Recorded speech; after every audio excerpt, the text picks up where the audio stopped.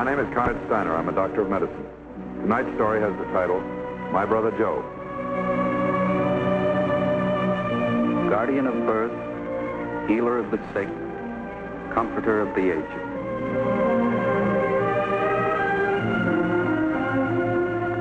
To the profession of medicine, to the men and women who labor in its cause, this story is dedicated.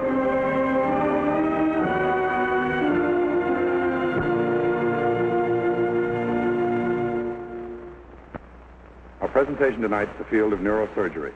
The object in point, 2 tickets of admission to a baseball game. The case in point, Joseph William Lockwood. He's 10 years old. One Saturday morning, he wakened to a day bright with promise. But through a chance of fate, it turned out differently than he expected. This is the account of that day.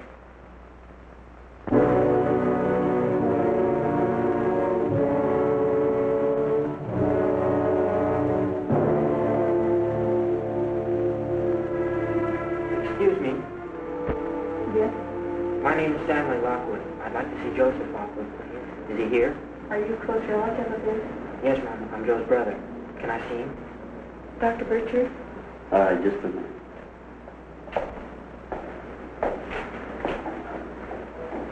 Joe?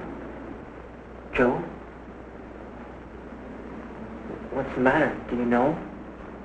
Oh, you've got a good idea, son. He's pretty critical. He's had a severe head injury. Fractured skull? We haven't seen the x-rays yet. Actually, the most important problem isn't the damage to the skull, but to the brain. You see, many times there can be damage to the skull without any injury to the brain at all. You might compare it to a crate of glassware. There's no great harm done if the crate happens to be cracked or broken. It's the contents inside the crate you worry about. Anything I can do? If there is, we'll let you know. Okay. I'll be waiting outside here in the hall. Fine.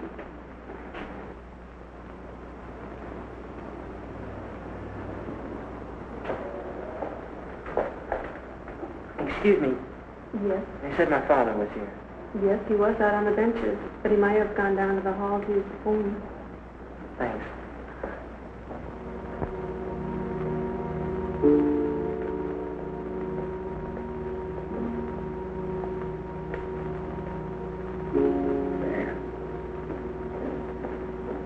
Dan, how are you, son? I just called your grandmother's place. She told me you left. I came in a taxi. It took a long time. You okay, Dad? Oh, sure, just a couple of scratches. How about Joey? Did you see him? How is he? You were here first. Haven't you seen him? No, I couldn't, Stan. I just couldn't take it. I'd break up seeing Joey lying in there. Believe me, son, that wouldn't be any good at all. Joe's hurt, Dad. Don't you want to see him? Sure I do, but I just told you. If I saw Joey now, I'd break up. That wouldn't help things, would it, son? Yes, it wouldn't. Now, wait, Stan.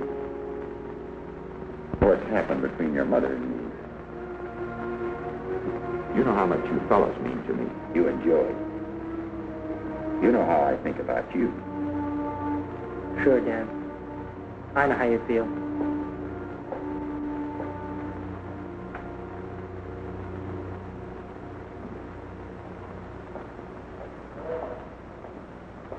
Hi, Jim. What's the story? Otto versus Otto. Condition? Not good. The pressure's at 160 over 100. Pulse is a little slow, still 70. What's your impression? Severe cerebral contusion with edema, possible laceration. We're worried about interval hemorrhage. Blood pressure's up and pulse a little slow. It goes along with increase in the cranial pressure. We've got him prepped for surgery just to be on the safe side. Any interval history? No, he was unconscious from the time of the accident. We did a spinal tap on him. The fluid was blood tinged. Pressure was 210. Any lateralizing findings? Nothing. Good cerebral contusion, all right. Better watch it pretty close. I'll call a consultant from the attending staff. Right. Hi, Vince. Hi, Vince. John, is this the boy for the trach? Yeah, I'd like to try and help with breathing all we can. Is he having a bit of trouble? Yeah, the gag reflex is pretty well gone.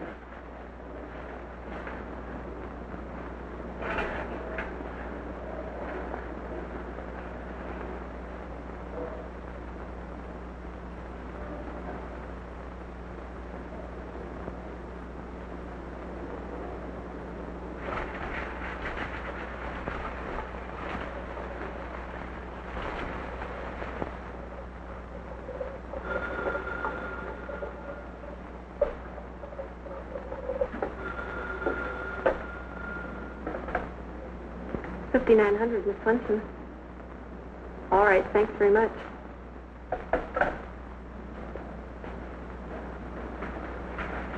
Dr. Virtue, the x-rays are ready on the way. All right, let's go. If anything happens, call us right away. All right, Doctor. Riley, there's...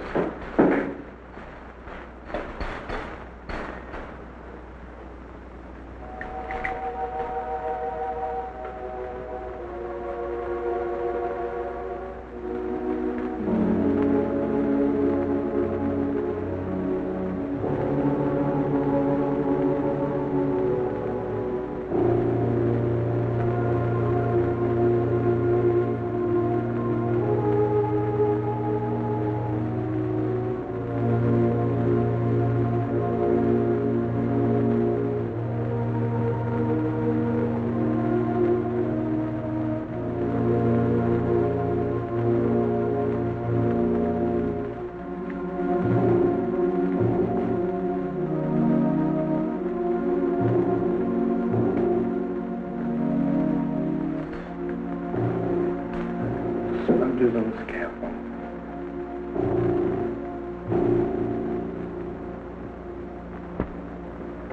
Golly, Stan, you're getting big. I was just thinking it must be months since I've seen you. How do you like your new school? Get along all right? What happened, Dad? How'd you get in the wreck? Well, it's hard to explain, Stan. I wish I had an alibi. I haven't anything. I was speeding. There's no one to blame, just me. How'd you get in the wreck, Dad? You know, I didn't have a drink, son. Not one. You can ask the doctors. I was speeding. Just happened. That's all. How'd it happen? Well, I called your mother's lawyer yesterday. I said instead of my regular visiting day with Joy, I'd like to take him to Saturday doubleheader. The lawyer said all right, so I picked him up after lunch and went out to the ballpark. We had a lot of fun together. Joy kept asking about you, Stan. He looked just great. Well, it was a lot of fun. I must have forgot the time. I looked at my watch and I realized I'd have to hurry. I had this date with a friend of mine, so Joy and I got in the car and, like I say, it's going pretty fast. Speeding. Car pulled out at an intersection. I swung the wheel over. I missed the car, but front wheel hit the curb. Tire blew out. Lost control. Piled into a cement wall. Joy hit his head. Dashboard.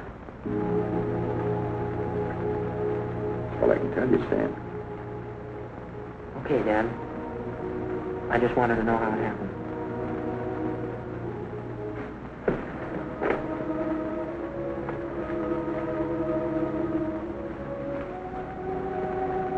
Cigarette, Stan? Or don't they agree with you? No thanks, Dad. I don't smoke.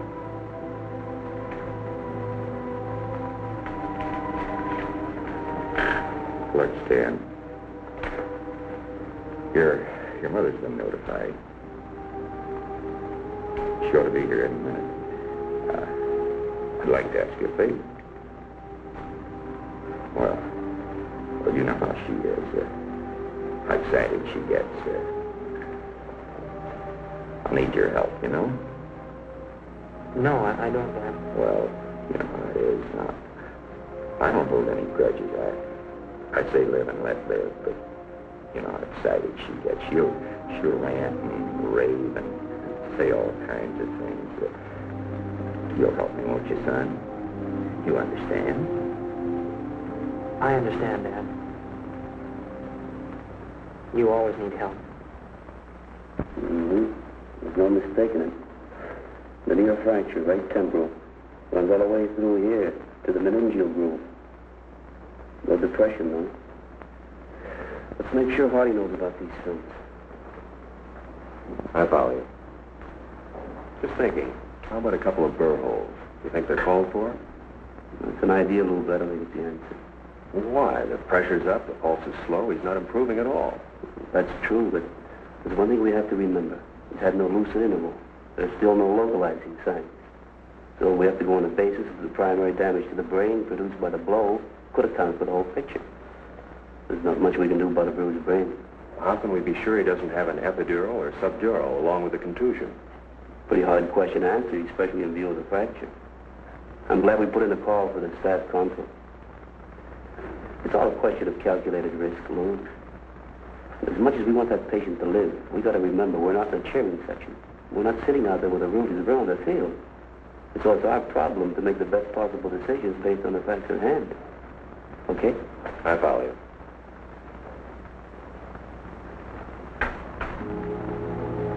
So the quiet, desperate struggle for the life of 10-year-old Joseph Lockwood continues.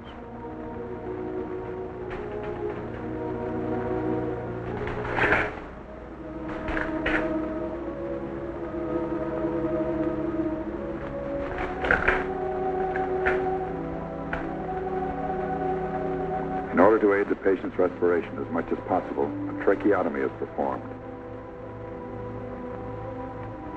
An opening is made in the cartilage of the trachea, or windpipe, and a metal tube is inserted down through this opening, so the patient is no longer breathing through his mouth, but through the temporary emergency device. In this way, the air passage is more easily kept clear of fluids which tend to collect and obstruct the patient's breathing.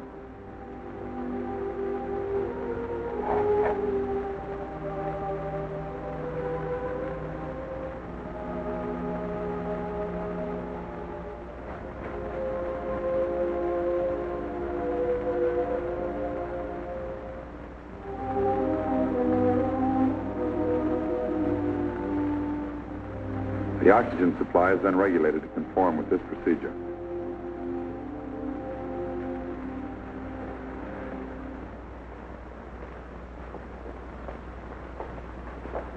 Well, that's it, Pierce.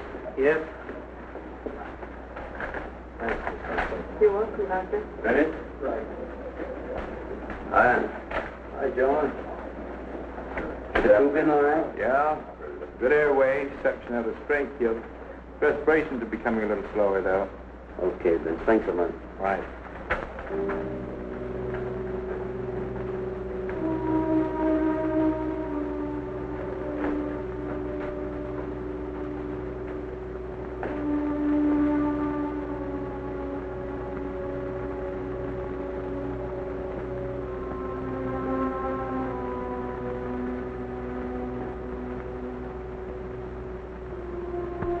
Dan.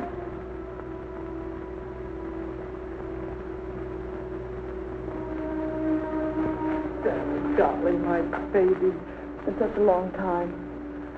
Now, let me hold on to you for just a minute. Tell me not to worry. Tell me everything's going to be all right. I can't, Mother.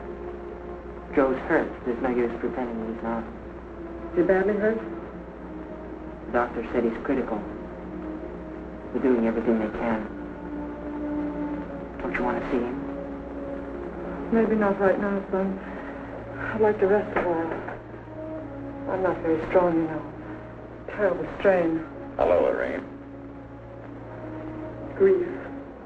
Every day that I've known you, you've brought nothing but grief. Now, wait a minute, Lorraine. Use your head. This is no time for that. Come and sit with me, Stanley. You've grown so tall, I hardly recognize you. Come and sit down. Talk to me. You make me feel so much better. A terrible strain. I need help. I need your help, Stanley. Come and sit down. Why do you worry about yourself, Mother? Joe's the one that's hurt, not you. Why don't you worry about him? Please, Stanley. Don't talk to me like that. Not now. Not with Joey in there. It's cruel. You don't know what it is at a time like this. You don't know what it is to be a mother. You just don't know. No, I guess I don't. You?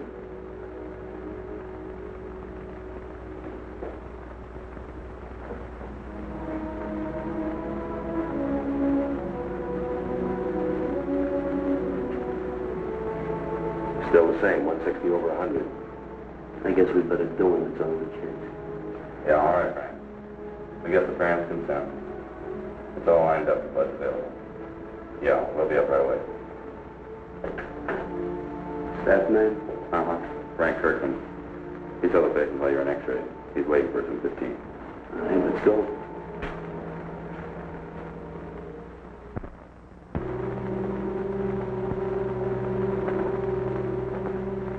What time is it, Stan? Oh, what's your stop? It's almost 5:30. Can I get you something, son? Maybe a cup of coffee, a sandwich, maybe. No, thanks, Sam. Nothing right now. Ask Mother. Maybe she'd like something.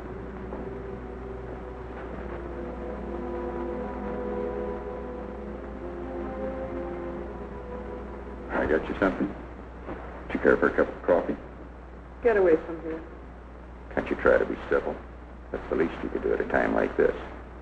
Get away from me. Haven't changed a bit, have you? You're still the important one. Nobody matters, just you.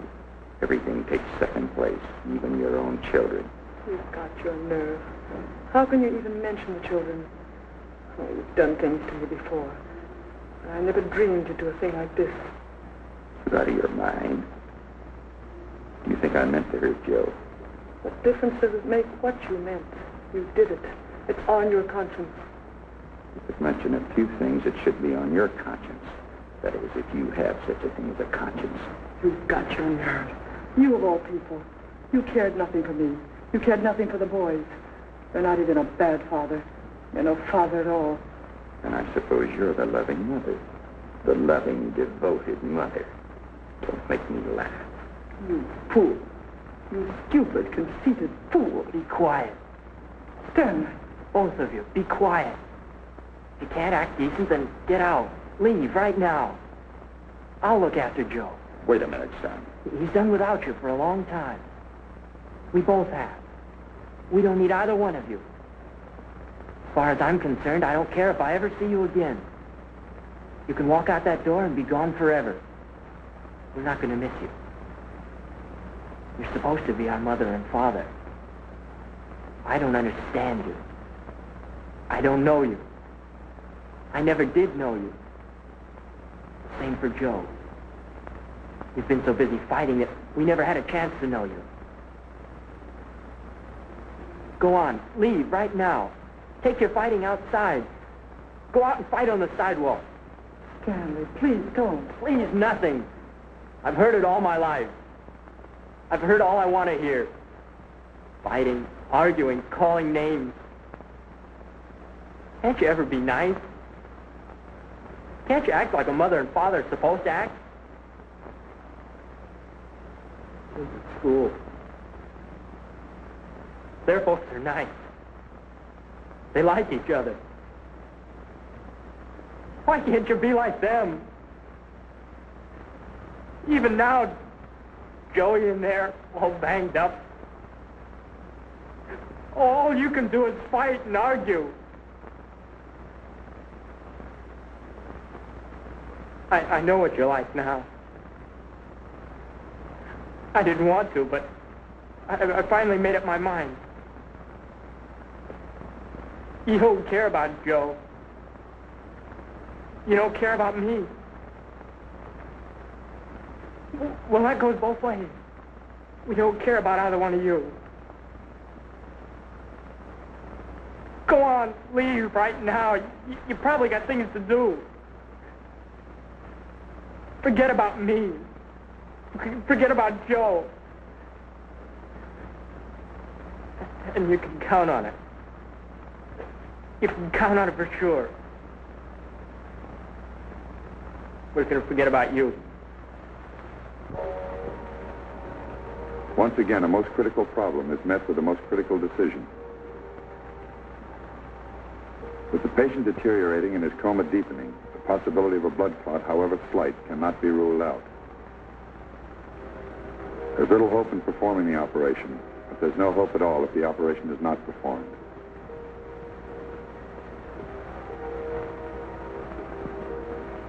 Openings approximately 1/2 inch in diameter are made on both sides of the skull in the temporal area, and the exposed surfaces examined for evidence of epidural or subdural blood clots.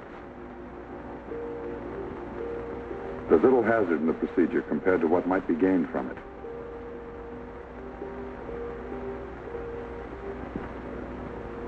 The struggle goes on, to the end, to the bitter, incontestable end.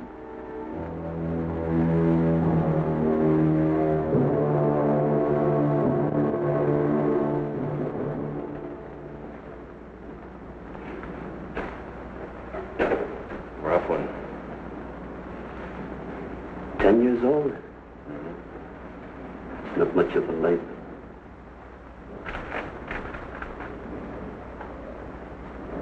You gonna talk to folks? Yeah.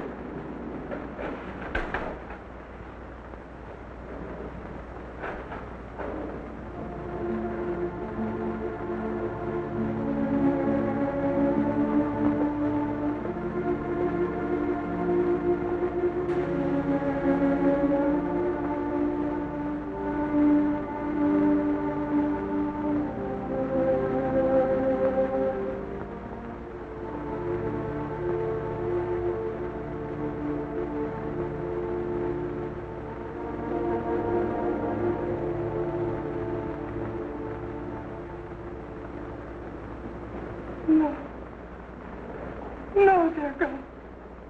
No.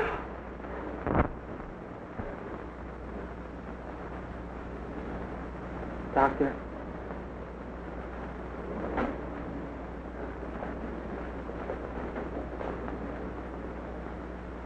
Did Joe wake up at all?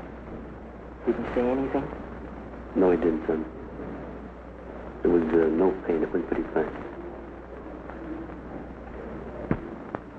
Would you get his things, please? His clothes? I'll take them. All right, son.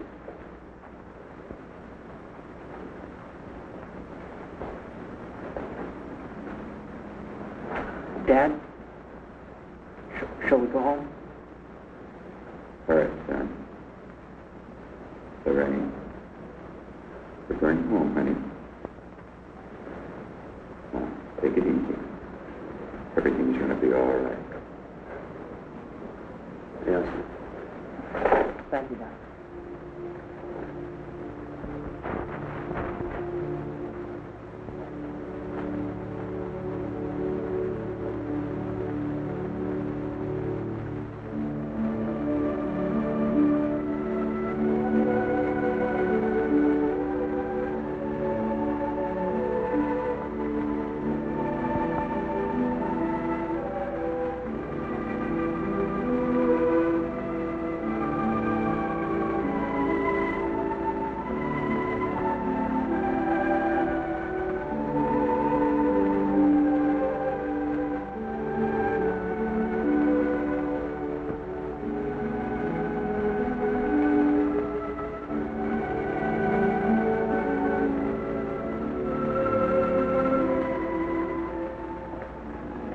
John, mind if I take off a little early? My kid's birthday today. I'd like to be home when he wakes up, see him open his present. Sure, I'll go right ahead. You say hello to the wife for me, please. Right.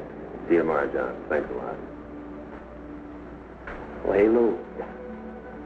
Yeah? Just thought I'd remind you. What's that? Drive carefully, will you?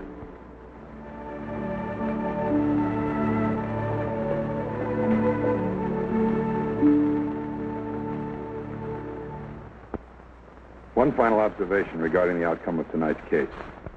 A physician faced with the problem of managing a head injury received from a severe blow cannot always predict the outcome or determine at once the course of immediate and future treatment. Close observation and every therapeutic advantage is utilized in the hope that a tragedy such as this one can be averted.